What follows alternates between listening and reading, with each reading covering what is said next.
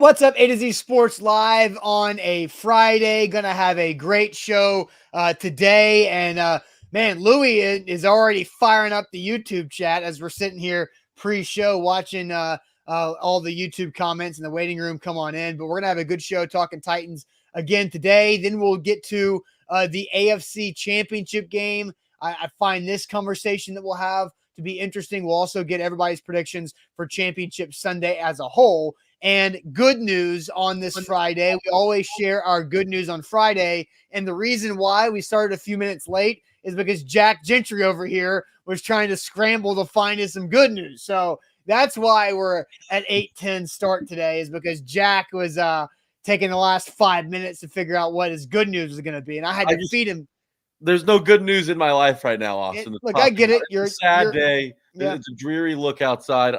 You know what? There's just not a lot of good news floating around in the world for Jack Gentry today. Yeah, look, you live and die by the Tennessee Titans, and right now the Titans are dead. So that there's no good news for Jack Gentry. So I get that. I get that. But we are going to have a good show. Jack has an article going out on A2Zsports.com after the show today about Jon Robinson and what type of blame Jon Robinson should shoulder for the Titans' shortcomings this season. So we'll talk about that really at the start of this show. Then you can go read Jack's article afterwards at A2Zsports.com. But where Jon Robinson shined and one fair criticism for the GM this season. Then we'll ask you guys a good question. Who do you trust more moving forward? Head coach Mike Vrabel, who got a Coach of the Year award yesterday from the Pro Football Writers Association. Or do you trust Jon Robinson, the GM, more moving forward? Then here's a good question. Which would be better for the Titans? The Chiefs in the Super Bowl for a third straight year, or Joe Burrow and the Bengals going to the Super Bowl? Which would be more beneficial or better for the Titans? That'll be fun before we get to our predictions and good news. Jack, welcome in. We're going to have a good one here. What is up, people? Man, I'm happy it's Friday. I'm feeling really good about Friday, despite my lack of good news and the ability to find such.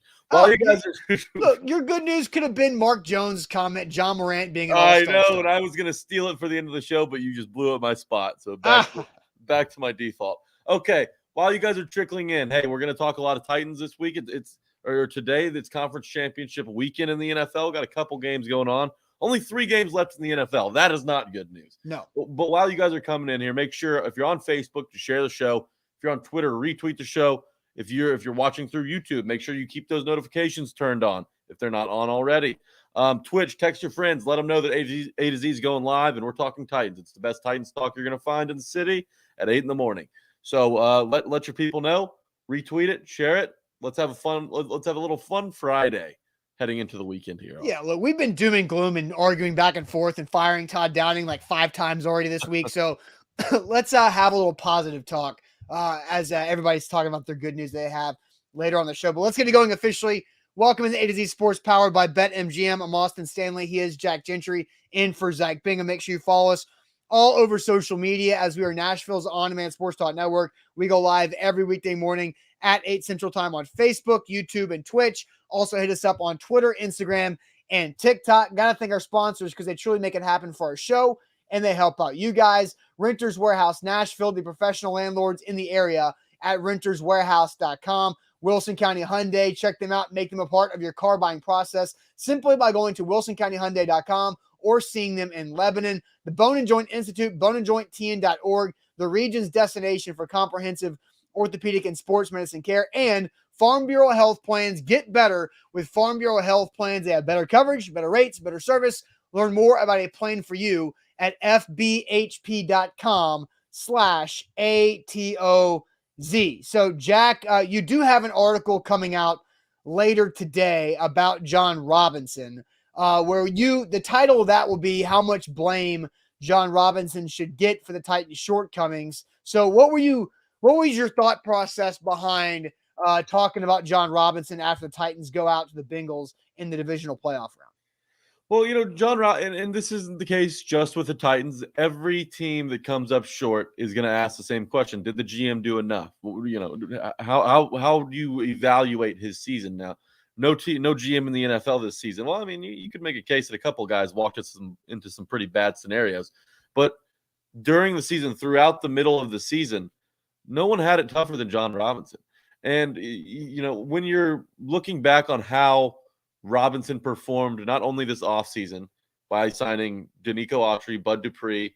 You found a okay corner in Jackrabbit Jenkins. He won't be here long. The Julio Jones deal, I mean, that could cloud. That's kind of like a rain cloud over the whole offseason. It could go either way. And then obviously everybody knows about the draft.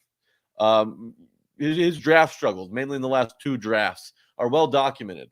But when you have 91 different dudes dress out for your team, I mean, that is hard not only to find the right guys, which they found some diamonds in the rough. Mm-hmm. Running backs, Deontay Foreman, Dontrell Hilliard come to mind immediately. So they, to find those guys and then, let Vrabel and his coaching staff go ahead and turn them into the players that they were this season. I mean, that's very commendable. But, the Titans, after securing the number 1 seed, everyone knows the talent they already had on this roster. Are they satisfied with the way Jon Robinson performed this season? And it's not just a question you're asking Jon Robinson. You're asking every single player and coach on this Titans team, did they do enough? Did they do their job well enough? Because everybody plays the blame game. This is going to be a 7-month-long game of blame. Yes, it is. A lot of fingers will be pointed. A lot of all caps will be used on Twitter. But people want to find out where they went wrong and just who caused them to go wrong. Yeah, and the reality is the Titans have had 0 impact with first-round draft pick rookies the last 2 years. And the Isaiah Wilson whiff will continue to hurt this team, especially with Taylor Lewan's contract situation. That's why they drafted Isaiah Wilson where they did. That's why they had to draft Dylan Radins where they did this past year, because of what was coming up with Lewan's contract and to have that flexibility. And at this point, we talked about it earlier in the week, the whiffs on the tackle spot in the draft the last 2 years and Dylan Radins not being able to do much as a 2nd-round pick, it makes you feel like your hand is forced to pay Taylor Lewan $14 million this upcoming season to come back. And so I do think Jon Robinson overall has still done a fantastic job. He has not had a season below 9-7 in his 6 years as Titans GM. They just won back-to-back AFC South championships. That's the first back-to-back divisional championships since the 60s. They just had the number 1 seed, but they came up short. And why did they come up short? Was it because of Jon Robinson not doing enough, or was it because of the coaching staff and the players not executing in a big moment? And I think that's the interesting part about this conversation. So the title of today's show, Jack, is where Jon Robinson shined, and then one fair criticism for the GM this season. I don't think there's any doubt that he shined in the ability to go find the 2 running backs that you mentioned, to bring in Buster Screen, who played a nice role there at cornerback later on in the season, to go find Randy Bullock off the streets after the kicking situation happened in training camp, where you had 2 guys. It looked like Sam Ficken was going to be a good kicker, but then he wasn't. And then Michael Badgley whiffed in week 1, so you had to go find Randy Bullock, right? There's a lot of things that going in and claiming Zach Cunningham off waivers, finding some Christian Fulton to have a big second year from the first year disappointment. So there's been a lot of spots he shined. Jack, where do you think are the most obvious good spots for Jon Robinson this year? Jon Robinson turned water into wine with this defense. Last season, a historically bad 3rd down performing defense turns into a defense this season that, is stopping team on a regular basis. Last season, the Titans had just 19 sacks. In the AFC divisional round playoff game against the Bengals, the Titans had 9 sacks, almost half of their season sack total from the year before. And he went out and he did this by what Jon Robinson did well, and what I applaud him for this past offseason was he knew where the Titans were weak. He could look in the mirror and identify the weak spots for the Tennessee Titans, and that was the pass rush. He went out and got Danico Autry, who was kind of in Bud Dupree's shadow this offseason, right? Everybody was talking about Bud Dupree because the edge rusher is much, it's a much sexier position than interior defensive line. But it was Danico Autry who racked up all the sacks this season. So you kind of have to, tip your hat to him, not only with the defensive line, but also to make that move in the middle of the season for Zach Cunningham. and a guy who's not just, who didn't just start the back end of the season, but he's going to start next year for the Titans at inside. Oh, he's a huge part of their picture moving forward, right? With him and David Long, is a 6th-round draft pick who looks like a starter moving forward, who's great, right? Billy says Elijah Molden was the best pick of the draft last year. I think Elijah Molden is going to be a good player. I think Rashad Weaver has a lot of promise here too. Now, Brent brings up drafting Isaiah Wilson, in the first round already really hurts. Could have drafted T. Higgins, where Higgins had 7 catches for 96 yards last week against the Titans in that playoff game. Yeah, you can play that game all day, and that game's not going to make you feel any better when you look at guys who you could have drafted. Right. Mikey says he's made good under-the-radar picks over the years. The nice draft picks in mid-rounds. All GMs have misses. His biggest miss has been not addressing the tight end situation. So there's a lot of criticisms that you can go at. And I think the positives way outweigh the negatives for Jon Robinson. But Jack, in your article that's going to come out on A2ZSports.com later on this morning, you said you have one fair criticism of Jon Robinson. What is that one fair criticism of J-Rob? Well, it's in the draft, and we've talked about him being able to find guys like Christian Fulton, and nobody forgets that draft in 2019 where he was able to find Big Jeff, A.J. Brown, Nate Davis, Amani Hooker, and David Long. 5 of his 6 guys he drafted are going to be cornerstones for the Titans for years to come. But it's been these last 2 drafts. When we talked about the Super Bowl window yesterday, when that's open, you have to be able to find talent not only in free agency, but also in the draft that can help contribute immediately. And he's failed to do so. And, Christian Fulton, he didn't play a full season last year. Isaiah Wilson, he played a handful of snaps last year for the Titans. Darrington Evans, he's just been injured the whole time he's been a Titan. And then you don't find really anything after that. And then this season, you have Elijah Molden who contributes. He's really the only guy who contributed this season. I know Des Fitzpatrick caught a touchdown pass one time this year, but 49 yards on the season isn't going to cut it. And Caleb Farley, you draft an injury-prone corner, and lo and behold, he gets injured in his rookie season. So all right, pause on Caleb Farley. Is Caleb Farley prone to injuries? Yeah, absolutely. I just don't think tearing your ACL falls under injuries that happen to injury-prone guys. That's just something that an ACL tear can literally happen to anybody, and it was just an unfortunate circumstance of that. But you can make all the excuses you want. You got to have your first-round picks available to play and on the field. And I know that he can't do anything about an ACL tear, right? But you had to assume that something like this would happen.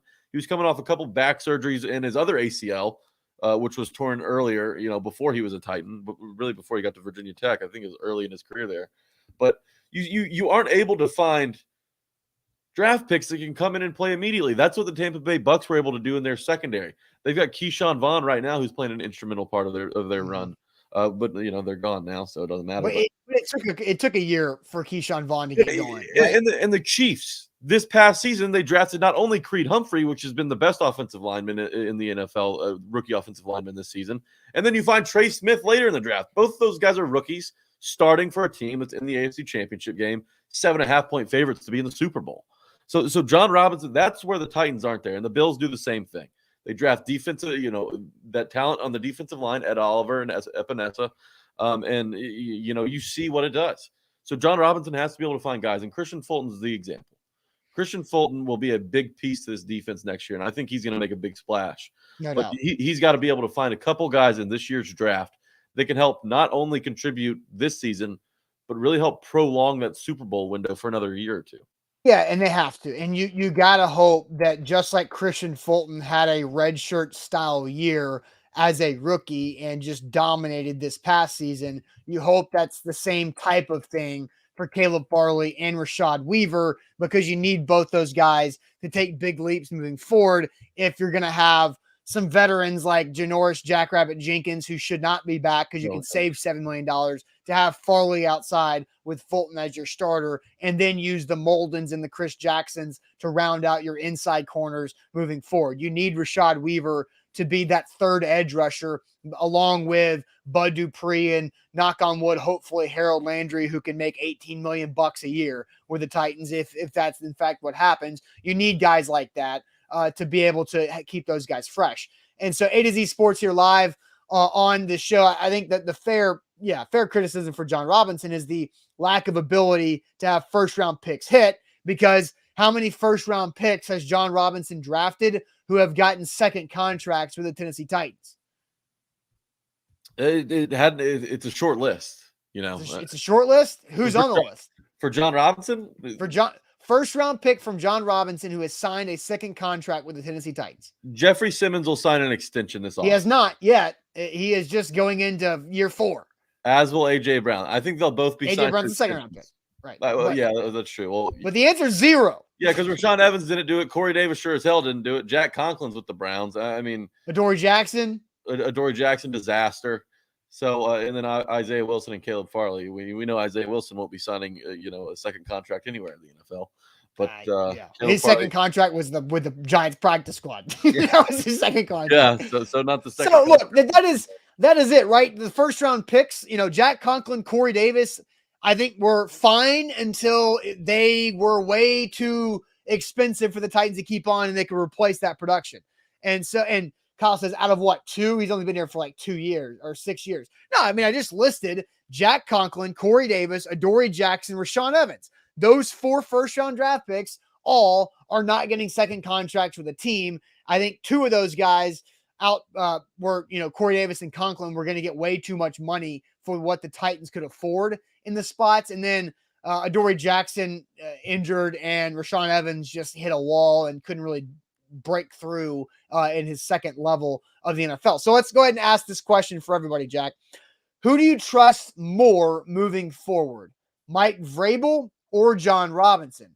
Who do you trust more moving forward, Mike Vrabel or Jon Robinson? We'll read your comments here in a second, but real quick, let me tell you guys about Wilson County Hyundai, WilsonCountyHyundai.com, or go see him in Lebanon. Payne Bone and his team in Lebanon at Wilson County Hyundai do a great job of getting the right vehicle for you. They're not going to pressure you into buying something you don't need. Whether you need the third row SUV Palisade that's sick and badass, I wish I had a Palisade, or you want the sedan like the Hyundai Sonatas and all the great options they have in between, the Santa Fe, the Tucson, Hyundai Kona. They do a great job with all their different brands with Hyundai. So WilsonCountyHyundai.com is where to go, or see them in Lebanon. Quick trip, I-40 East, exit 236. They got you right there. See Payne Bone and tell them A to Z Sports sent you, and they'll make sure to take extra great care of you, but they're already going to take care of you because that's what they do at WilsonCountyHyundai.com.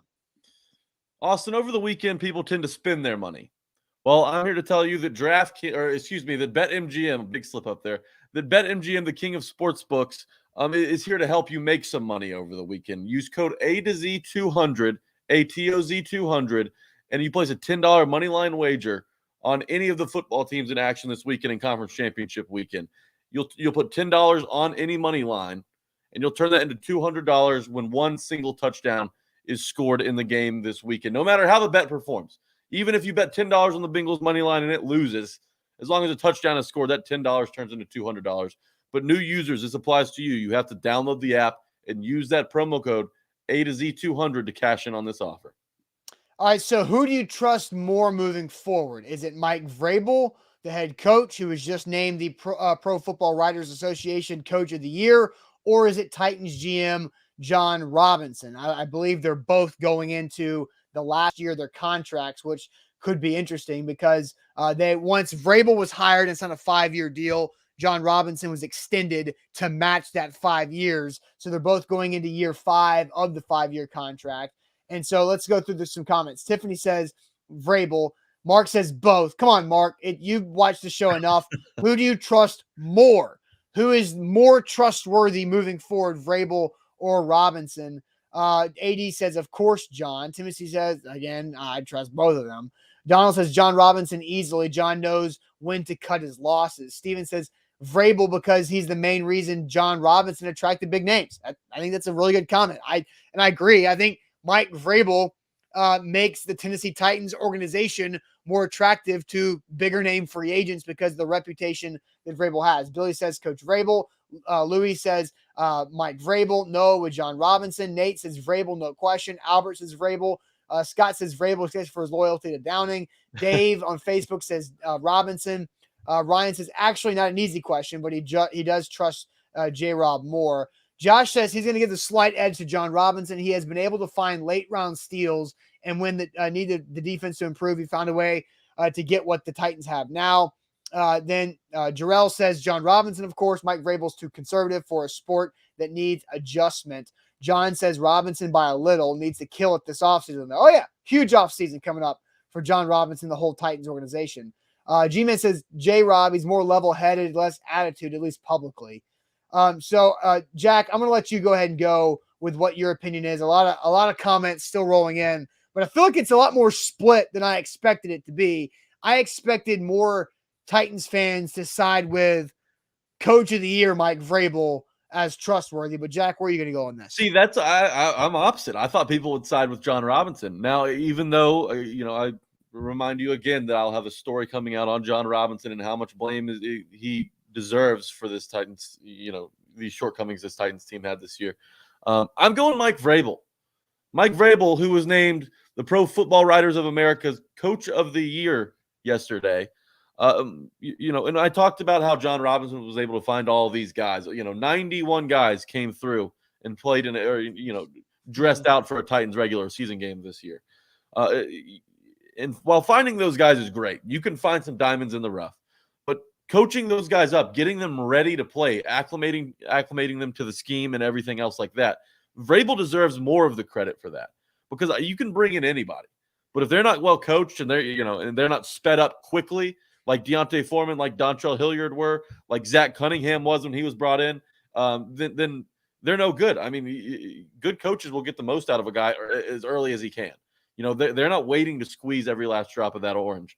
They're trying to get as much as they can, get the value that Jon Robinson sought after when he found these guys, and get them to perform early in their Titans career. And that's what he was able to do this season. And not only that, back to Steven's comment. Jon Robinson came here 6 years ago, and he's done a good job hiring.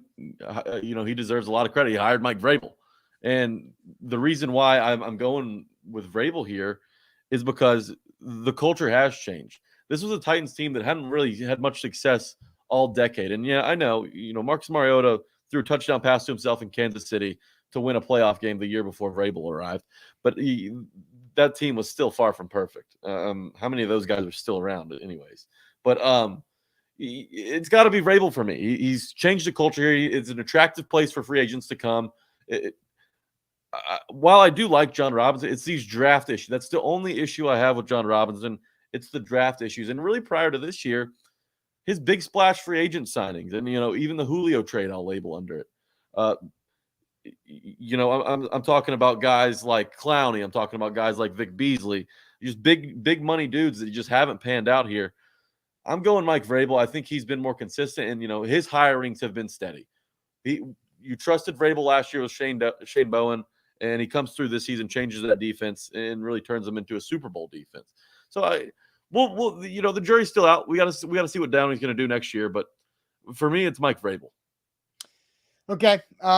Look, they both complement each other, like Lee said on YouTube earlier. Is that you got to have both working well, which is I think is why the Titans are in a good spot.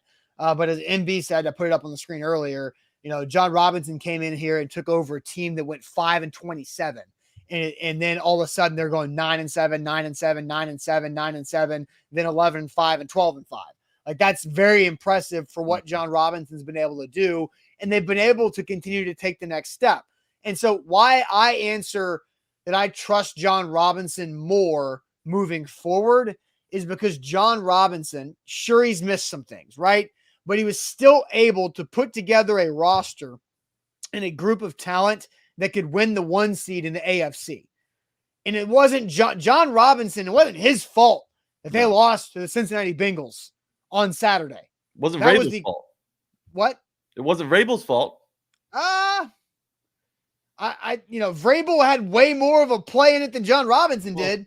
And I think that's it. Like, I know Jon Robinson, who sits in the press box on away games with the Titans media, he's very stressed because he has zero control over what's happening down on the field in front of him. He's just out there just hoping it all goes right because he did everything he can to get to that point.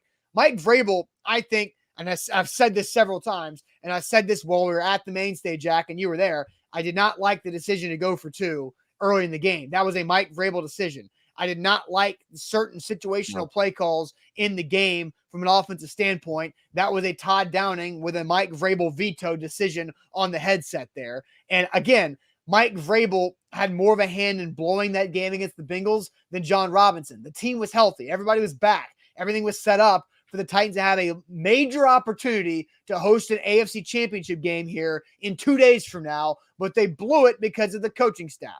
And the main reason why I say I trust Jon Robinson more moving forward than Mike Vrabel is because I don't think Mike Vrabel is going to fire Todd Downing.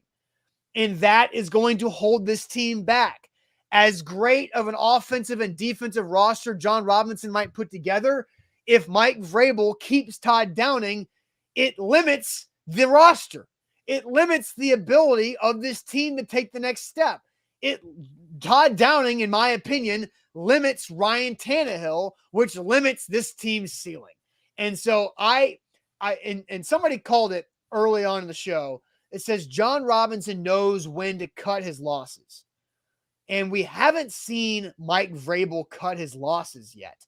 We've seen Jon Robinson have to cut Kevin Dodd, stand up at the podium and say, that's on me, and take responsibility for it.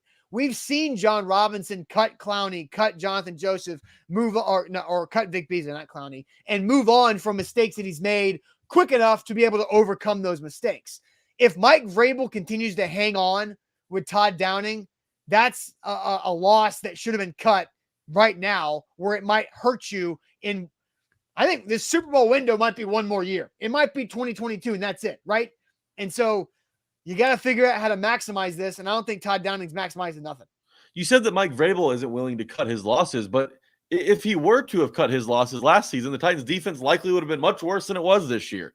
You have to give him credit for rolling with Todd Downing. He cut his losses, and what did Mike Vrabel say the entire season is that the lack of having a defensive coordinator has no impact on the lack of playing, right? Last year, in 2020, Mike Vrabel made the defensive issues about the players. So what did they do? They went and got 7 new defensive starters. The starters that remained were Kevin Byard, Jeffrey Simmons, Harold Landry, and I guess Jayon Brown counts in that, even though he got supplanted by David Long. But they replaced so many key guys in this defense. And so and then he actually gave Shane Bowen the opportunity to do the job the correct way, brings in Jim Schwartz for assistance and help there, and the defense flipped. Like, what's he going to, I think Todd Downing had every opportunity to be a good offensive coordinator and play caller this past season. Did he, though? Did he really, though?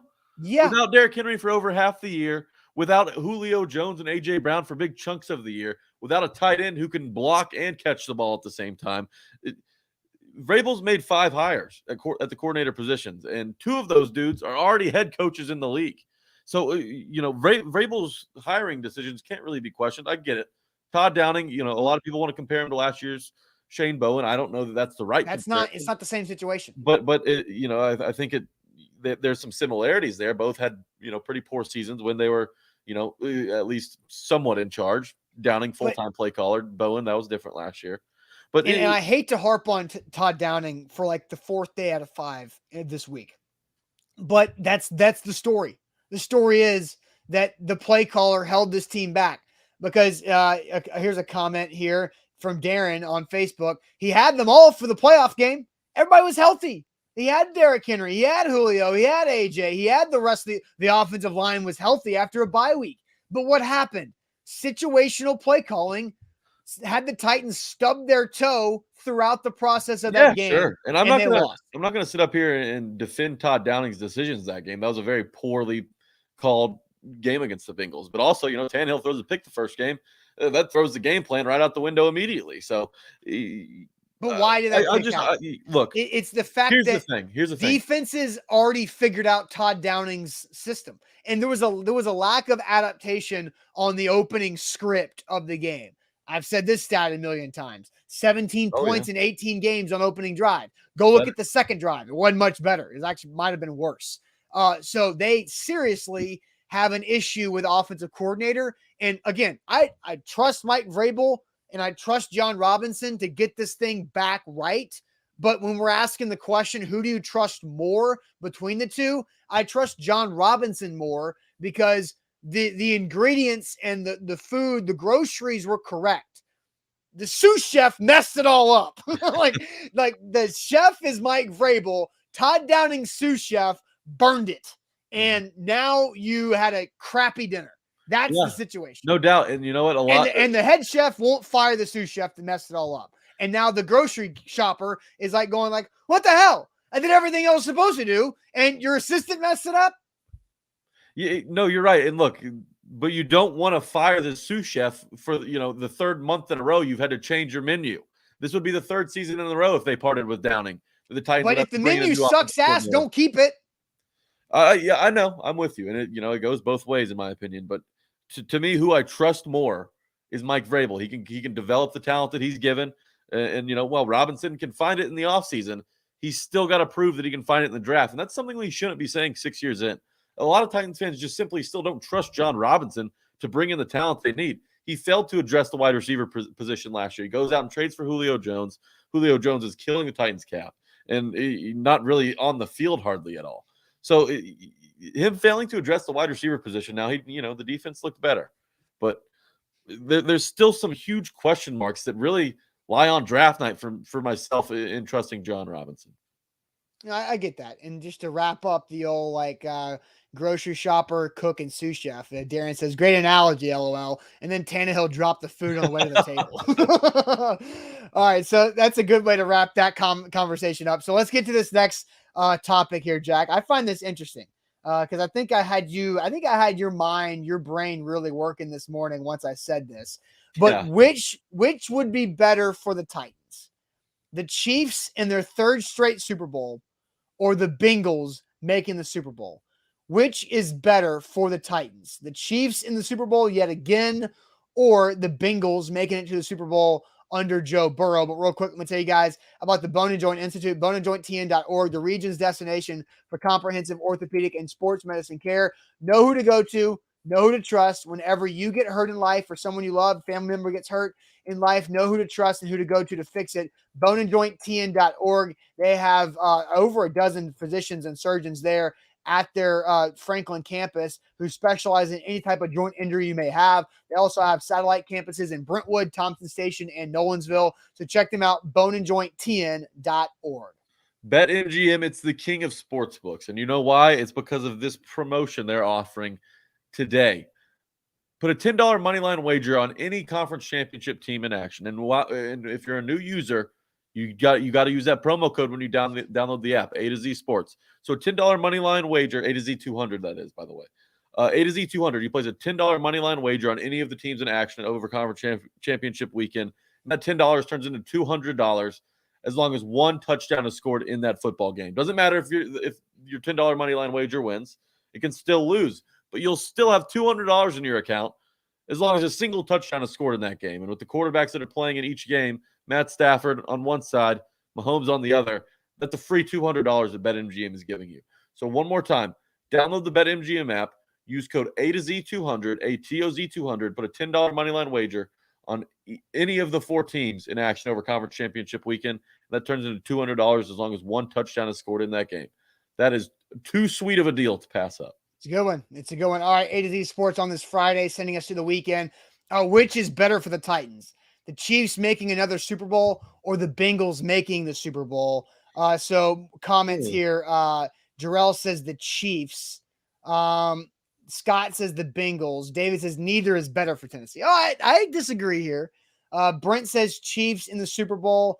Noah says Chiefs, screw the Bengals. Aaron says Chiefs. I'm not asking who you're rooting for. I want to know the reason why you guys think it's better if the Chiefs go or if the Bengals go, whichever one you're on. Larry says Cincinnati. Tell me why. Steven says Bengals.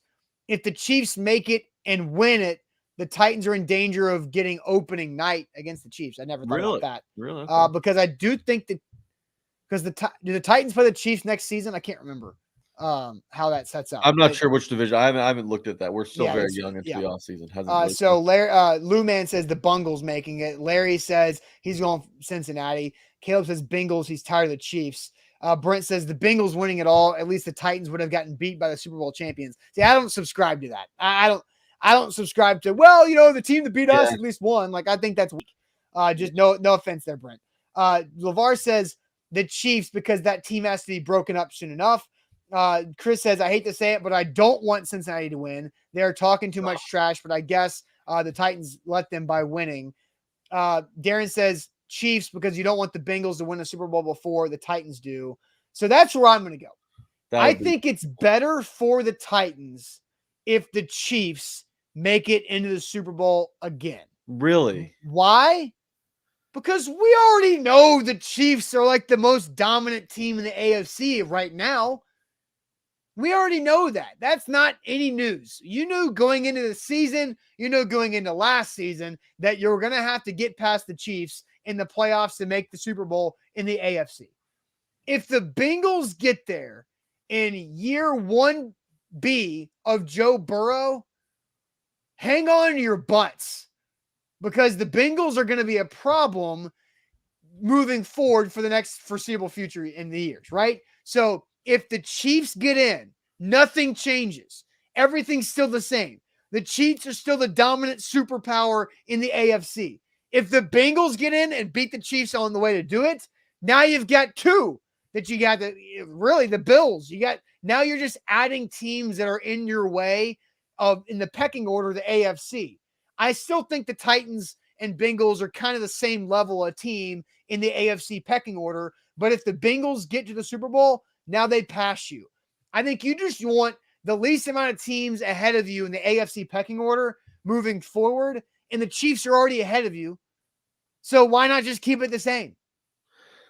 I don't like You've been able to beat the Bills. I think right now the pecking order of the AFC is the Chiefs right here. Bills, Titans, Bengals are like just kind of rumbled around right there. And then after that, it might be the Ravens, maybe the Chargers, maybe I don't know who else. But right now, you don't want the Bengals to pass you. I don't give a damn about this pecking order you're talking about. Next season, every team, all 32, start out 0-0. The Bengals still have a really tough division in the AFC North. They've still got to get easier.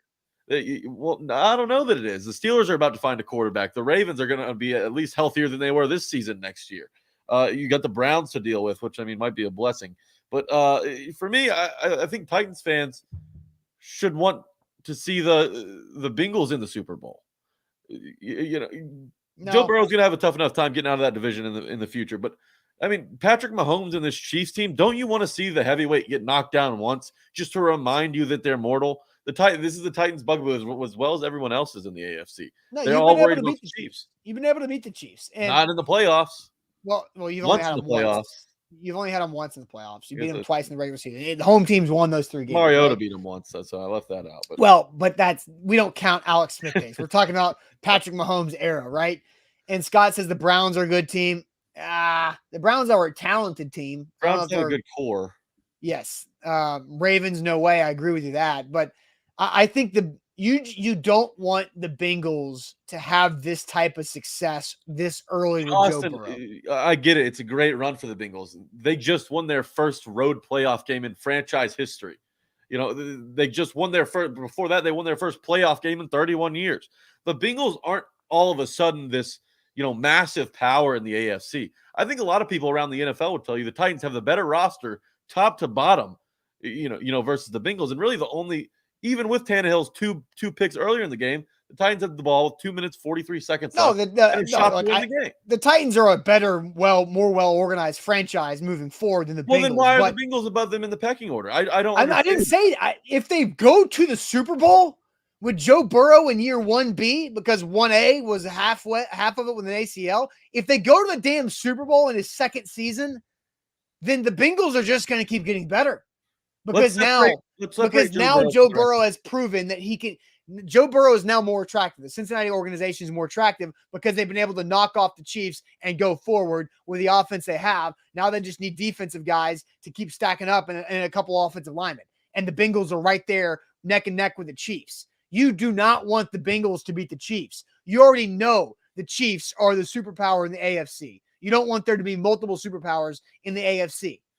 There already were, though. I mean, there's going to be multiple superpowers every single season. The Titans have been looking at the Chiefs and the Bills this year. Last year, the Ravens were in the mix as well as the year before. So there's going to be multiple superpowers, and guess what? The Chargers didn't make the playoffs next year, but they're going to be a force to be reckoned with. In the AFC West, give the Chiefs a little competition. But for me, I just want to see the Chiefs go down. I'm sick of seeing Jackson Mahomes dance on TikTok and Well, yeah, Mahomes' I wife think dumping champagne all over the fans. I'm sick of everybody agrees those with two. that. I'm Everybody sick agrees of with that. those two. I want to see the Chiefs fall down just so that, the Titans and the rest of the world are reminded that, hey, these guys are mortal. After the way they played last week, 13 seconds, 3 plays, game-tying field goal, then you win it in OT. I think a lot of people are thinking the Chiefs are unbeatable, and I want to see them go down this week. I don't think they're unbeatable. And that says a lot for me, because after what human traffic cone Quentin Spain was talking about in the locker room after the Bengals won, after his unit gave up 9 sacks, tied a playoff record for sacks allowed. 9 times did the Titans hit Burrow, and Quentin Spain's talking in the locker room. I want him to get bulldozed by Aaron Donald in the Super Bowl, but I want to see Mahomes go down this weekend. All right. So let's go ahead and get to that conversation. Who do you want to win? What are your predictions for Championship Sunday coming up here in 2 days from now? So we'll get to that here in a second. But first, let me tell you guys about Renters Warehouse and renterswarehouse.com, the professional landlords in the Nashville area. Simply go to renterswarehouse.com to find out how much your home can rent for. There's so many different ways that Renters Warehouse can help you out by creating extra cash flows for you and your family. Also, they can help you out really by getting you long-term equity, which helps you build long-term wealth and also allows you to get retirement plan ready by owning rental property right there. Simply go to renterswarehouse.com. Download the BetMGM app. Use promo code A to Z 200. New users A to Z 200. ATOZ 200. Place a $10 moneyline wager on any of the 4 teams in action over conference championship weekend, and you'll turn that into $200 as long as 1 touchdown is scored in those games. There will be a touchdown scored in those games. So make sure after downloading the BetMGM app, you plug in that promo code A to Z 200.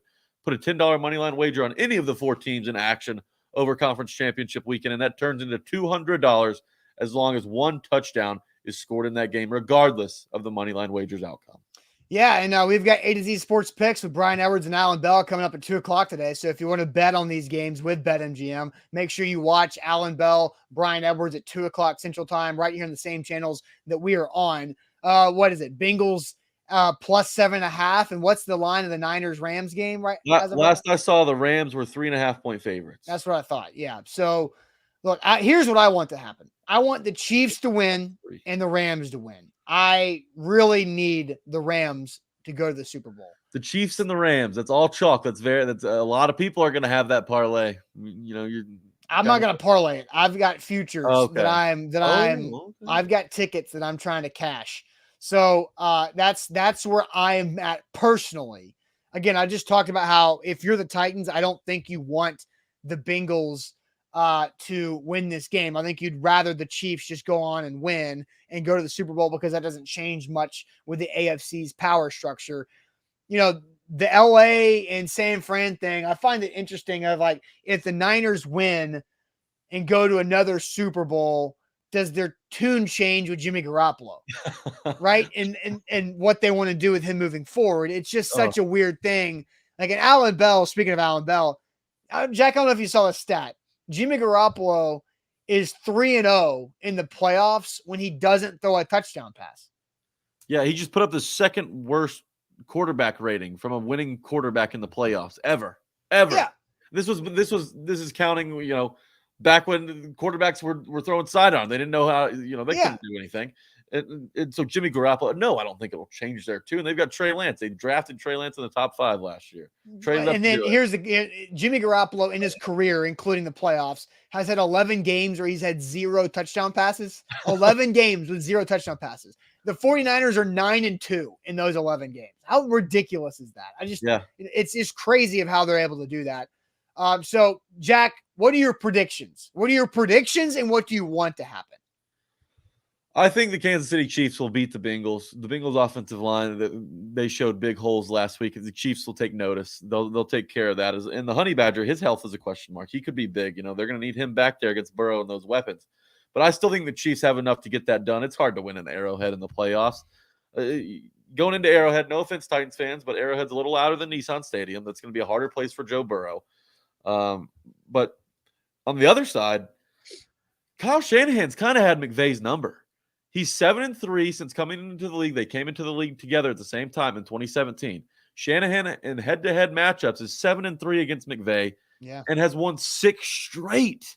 The Niners have beat the Rams 6 consecutive times. That's great. And the Niners have had seasons where they've been decimated by injury, but they've still been able to beat the Rams. The last time the Niners were favored in a game against the Rams was all the way back in 2019. So they've been doing this as underdogs. So, I don't know what's in the water with San Francisco and LA, but something weird is going to happen. I think the Niners are going to get back to the Super Bowl. And, then Mahomes will probably tear them apart because Jimmy G can't keep up with Mahomes. But that defense, I mean, by the way, Kyle Shanahan, the way he uses Deebo Samuel, I think I talk about this too much. I love it. I think it's so creative and so fun. He doesn't have a Derrick Henry, but he gets the ball in Deebo Samuel's hands. I think that's going to be like a trend coming up. We saw Arthur Smith do it with Cordero Patterson the whole season. Well, Cordero Patterson is a running back, basically. He's just not smart enough. Since when, though? He's been a kick returner and receiver his whole career. Well, yeah, but the Vikings and the Bears, even at Tennessee, they would just toss him the ball sometimes. Just give him a toss sweep and let him go run. I've been saying this for nearly a decade. Give Cordero Patterson the ball 8 times a game, and he's going to score a touchdown on one of them. Like, he's just not going to get tackled and somehow score a touchdown. Like, that's the easiest thing. For me, though, I'm going Niners and Chiefs. I think that's how it's going to end up. It's going to be a very red Super Bowl. And being out in California may give the Niners an edge. We'll see. Niners and Chiefs for the second time in 3 years in the Super Bowl. Okay.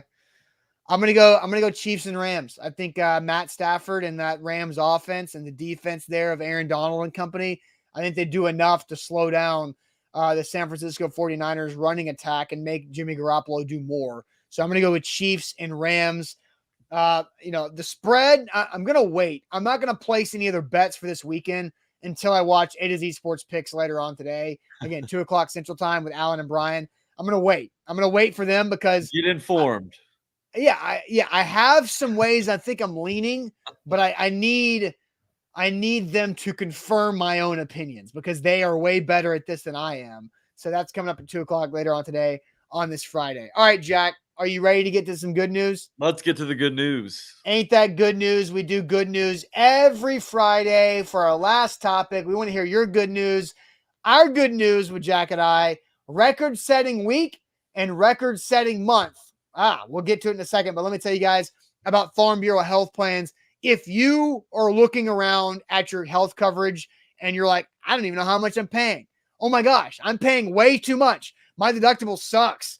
Go to Farm Bureau Health Plans, fbhp.com/ATOZ, fbhp.com/ATOZ. They've got better coverage, better rates, better service, and they can help you across the state of Tennessee with over 200 locations right there. So you can either go in the office to check that out or go through the process via Zoom over your computer right there from your couch in your living room. Again, Zach's going through the process right now. It's great for young couples.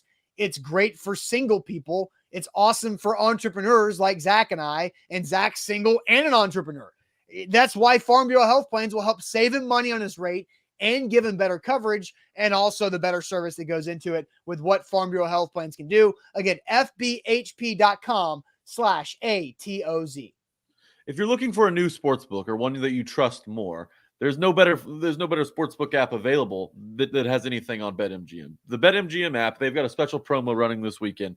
Download the BetMGM app, and for new users, if you sign up with the promo code ATOZ200, A to Z 200, and place a $10 money line on any of the teams in action over conference championship weekend in the NFL, that turns into $200 as long as one touchdown is scored in that game.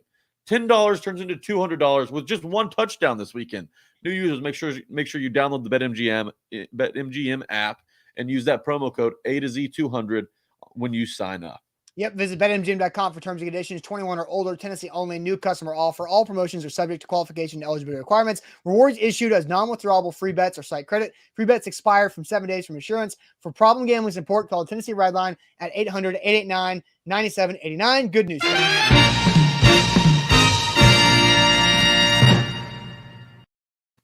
Ain't that good news every Friday? Zach Goodman says, good news. Jeff Fisher's back coaching again in the USFL. That team, That's great news. 7-9 until proven wrong. Well, Zach Goodman, they can't go 7-9 because it's a 10-game season. And put some respect on Jeff Fisher's name. I don't like how people still run with that joke. I thought Jeff Fisher did a fine job at Tennessee. I get it. He may have ruined the Vince Young thing, and there were some lean years, but he got the Titans to a Super Bowl. Come on, and he had a good team. He had a handful of good teams, multiple 10-win teams. I think 3 of them. Yep. So put some respect on Jeff Fisher's name. I don't want to see that mess. Good news. Jeff Vrabel says the Winter Olympics start next week. That's fun. Where are the Winter Olympics this year? Where? Yeah. Hong Kong.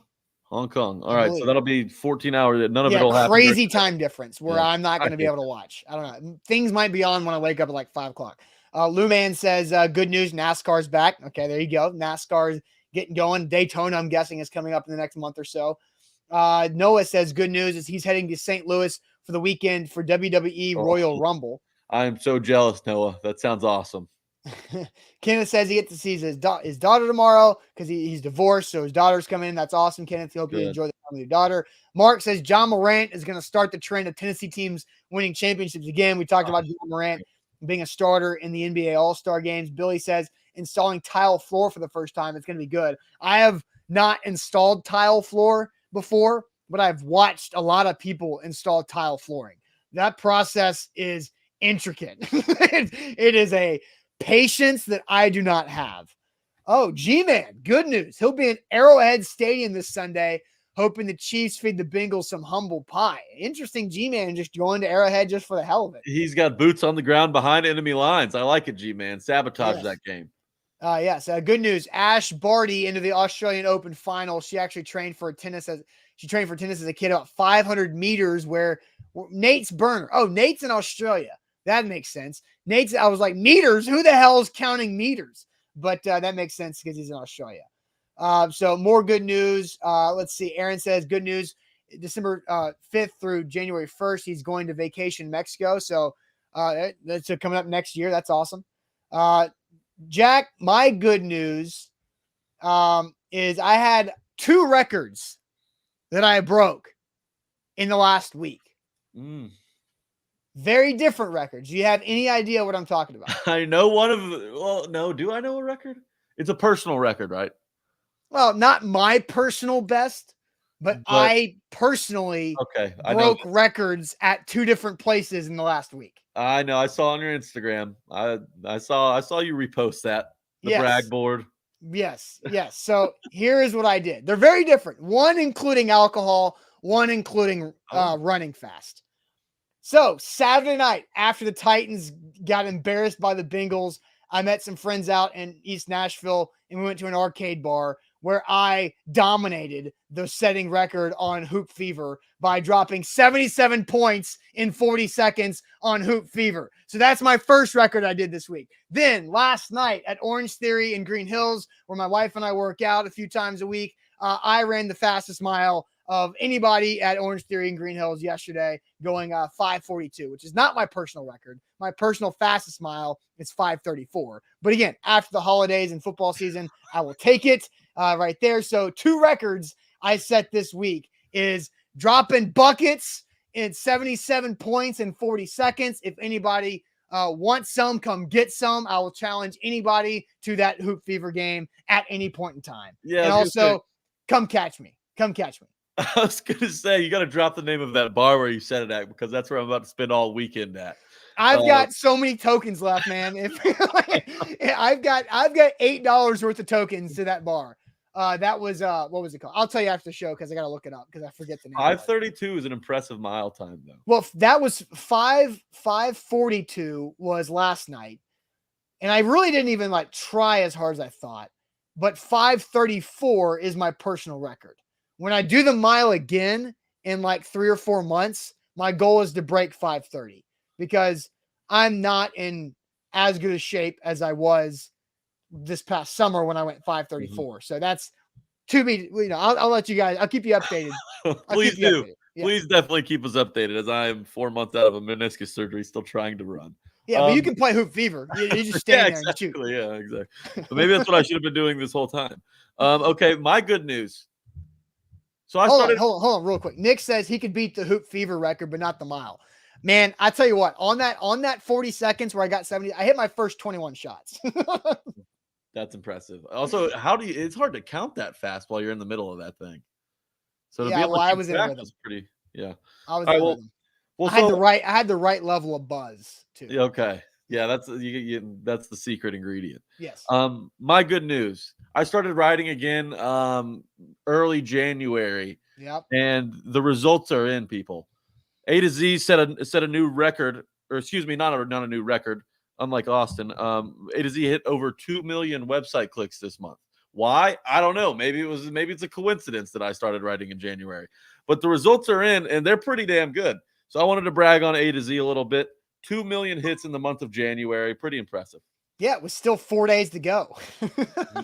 Job's not finished. Yes, it's not finished. So Jack has his articles coming back out, and Jack's been doing good stuff as he went back to the content side of things at the first start of the year. So we have big plans for our website coming up over the next year, really the next couple of months. You'll start to see more and more stuff on our website. So yeah, over 2 million hits on the website this month alone after having 14 plus million hits last year. So the goals are very lofty for 2022, and we'll talk about that once we get there. What's up? Lucas added lots of people to the group. You're the real MVP, Lucas. That's right. Oh, also, Austin, before we go, as we started the show, I know most of you guys, it's one of your favorite hobbies to make fun of how my hair looks on a daily basis. Yes. I decided to go with the hat. The people liked the hat. Where can they find it? Yes, shop.a2zsportsnashville.com. I will type it in the comments right here. Shop.a2zsportsnashville.com. We've definitely got A to Z Nashville stuff, t-shirts, the shirt that I'm wearing today as well. We've got some Dallas stuff. If you have any Cowboys friends or family, we've got Dallas hats, and also we've got Dallas shirts too. So check that out. I think the hat was a good look. I think the hat was a good look for you. Well, yeah, absolutely. I had to beg Zach on air a week or two ago to just let me have a hat, man. These people are eating me alive. I got to have some protection over here. So I gave it a go on a Friday, on a little casual Friday, and hopefully it worked. I don't know. I like it. G-Man says, Jack with a hat looks like he's a relief pitcher for Mississippi State. Hey, not Mississippi State. Hey, this is an Ole Miss show today when I'm on. It's always half Ole Miss. It is. I don't know why we keep finding Ole Miss people, but that tends to happen. Hey, all right, guys. Zach will be back on Monday. He's in Dallas this whole week. He's had some good success there. So business is growing. Things are going great for the A to Z world. Big off season ahead for everybody. So enjoy the championship games this upcoming weekend, and we'll see you on Monday morning. Have a great, safe weekend. We'll see you later. Thanks a bunch.